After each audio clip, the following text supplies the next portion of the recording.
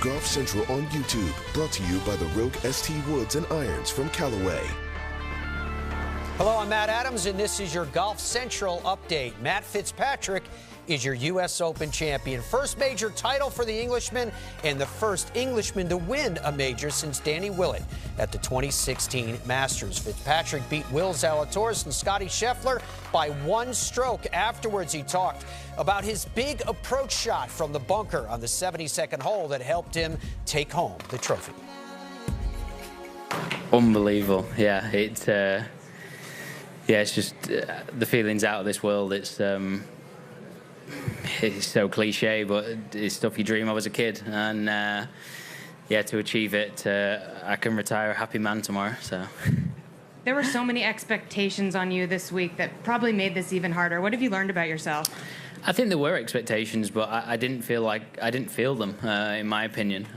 You know, the field's such a strong field, so many great golfers playing. But I think for me, obviously the expectations were for me to play well, but I feel like having won the US Amateur here as well, I just felt so comfortable around this place. Nowhere to hit it, nowhere to miss it. Yeah, just happy to be unbeaten around this place. We're going to open it up to questions right here. Brentley? Did you believe in destiny before this week? And if not, or if so, do you now believe in it? Yes and no.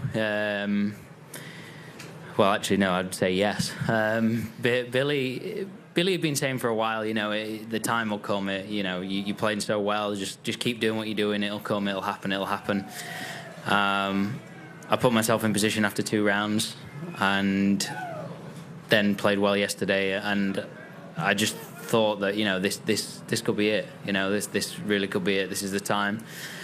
And yeah, it for whatever reason, and because of my success here before, it just felt like this was the time. So we're gonna go far right to Brendan. Fitz, congratulations. Thank you.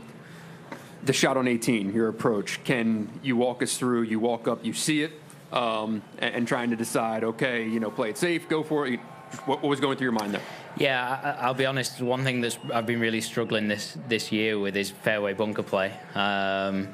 Had a good session at the USPGA with my coach. It kind of helped me a little bit, but still not 100% out of it. And then one good thing is the way the lie was, it forced me not to go towards the pin. It kind of forced me to go well left anyway. And if I hit it straight, it was kind of a chip across the green or whatever it was.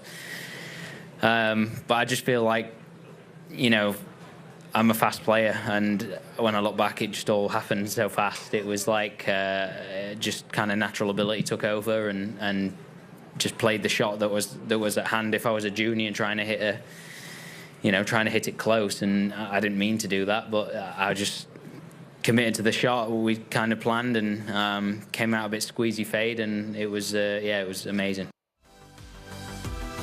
From one major to another, the U.S. Open ends. The KPMG Women's PGA Championship begins this week, the 3rd major of the year for the women, and they'll be playing the blue course at Congressional Country Club outside of Washington, D.C. Coverage from Congressional begins Tuesday at noon with a special edition of Golf Central. Anna Jackson, Paige McKenzie, and Amanda Bloominghurst will anchor from our coverage from the nation's capital.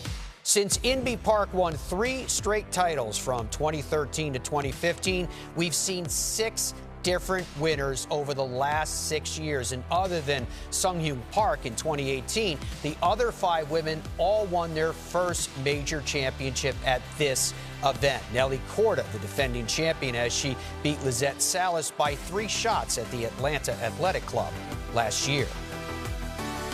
With that, we'd like to welcome in our Golf Channel contributor, Ron Cyrax. So, Ron, let's start with the stat that we just showed. 5 of the last 6 winners of the KPMG Women's PGA Championship were first-time major winners. Could we see that happen again this year, Ron, and why do you think that would be? Well, you know who's on my radar screen? Leona Maguire. You know, I know she's got a few missed cuts this year, but she won her first tournament on the LPGA, and she's coming in off a second-place finish in the Meyer tournament. And I like this aspect of it. Nelly Korda went 3-0-1 in the 2019 Solheim Cup, and she rode that into a big year in 2021. Leona's coming into this year off a 4-0-1 Solheim Cup performance, and I think she's playing with a ton of confidence, and I expect her to back up her first LPGA win with a major sometime soon. Could be this week. Irish hero, such as she is. Now, you mentioned the name Jennifer Kupcho. She was the winner on Sunday. But it's hard to ignore what Nelly Korda has done in her return following surgery for a blood clot back in March. She's the defending champion this week. Do you like her chances in Washington? You know, I was there at Pine Needles for the Women's Open when she came back, first time in almost 4 months. What an event to pick as your return to competition, and she has stunned me by hitting the ground running. She's just playing really, really good golf right now, and I think she's really motivated. I think she wants to reclaim that top spot in the Rolex rankings, and I would not be surprised if she's one of the names on the leaderboard coming down the stretch on Sunday. Thank goodness that she's come back and seemingly is very strong, clearly ready to compete. We saw Minjee Lee win at the U.S. Women's Open 2 weeks ago, which was her second major in less a year. With so much focus then on, say, Jin Young Ko and Nelly Korda, could Minjee potentially challenge for the top spot in the rankings? I think Minjee is turning into the Scotty Scheffler of the LPGA. You know, once she broke through, she's convinced herself that she's good enough to not only win, but to win the big tournament. She's won 2 of the last 4 majors played. Her belief has caught up to her ability, and we've known for years her ability is significant.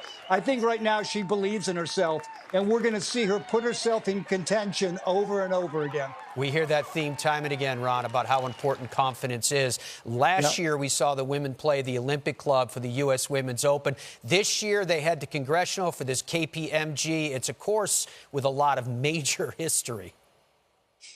Yeah, you know, I was there in 2011 when Rory McIlroy had his coming out party at the U.S. Open, winning by 8 strokes there. And this is what's going to benefit women's golf a lot. There are going to be people who are going to tune in who remember watching Rory play there. They remember seeing the men play Congressional, and then maybe they're not fans of the LPGA, but they're going to tune in to see how the women handled that golf course. And, you know, we saw it at Augusta National for the Augusta National Women's Amateur. People wanted to see how the women were going to handle the course and the setup, and that we're going to see that again this week. This is another big boost forward for women's golf. You know, Ron, I would find it hard to believe that anybody is not a fan of the LPGA because of the product that they put out. Now, I can't let you go without getting your thoughts on what Matt Fitzpatrick did on Sunday. Well, you know, I keep coming back to I'm an old guy. I was there in '88 for Curtis Strange, Nick Faldo. I was there in '99 for an incredible Ryder Cup comeback. This was every bit as good.